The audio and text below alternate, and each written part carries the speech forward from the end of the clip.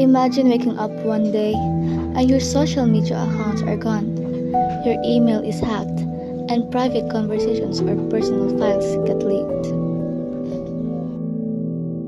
What if your bank account gets accessed and your hard-earned money disappears? Ano? Anong nangyari, pre?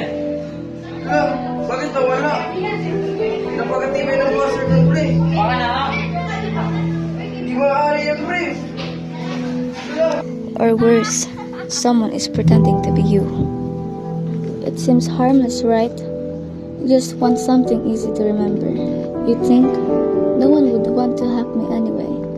But that's where the danger begins. Because cyber criminals don't choose their targets based on how famous or rich you are. Sometimes, you're just one of thousands of random people they try to break into. And with passwords, that's your easiest way in. Pre, marami kayong i-post ngayong umaga ba? Ha? Ibenta ka na pala ngayon ng mag-isa? Hindi. Sige, pre, dito lang.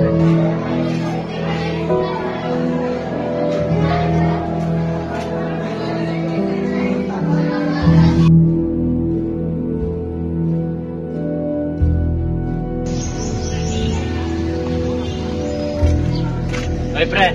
Nung pre, sinira mo ng barkadahan si Bap. Ah, ano?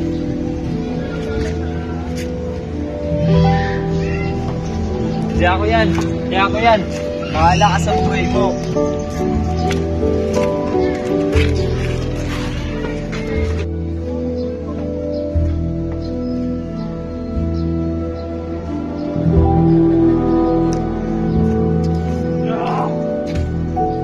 Just because of his weak password, his whole world turned into upside down.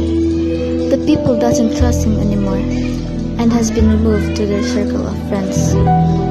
And now, he became lonely and depressed.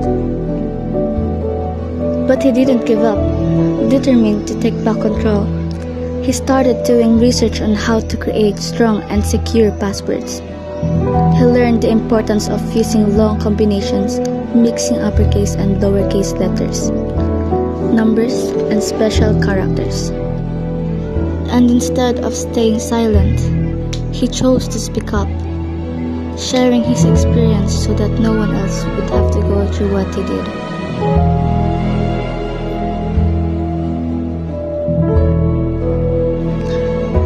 This video isn't just about telling you why you should avoid inconvenience. It's about protecting your identity, your privacy, and your future. Because in today's digital world, a password is more than just a key. It's the lock that guards your entire online life.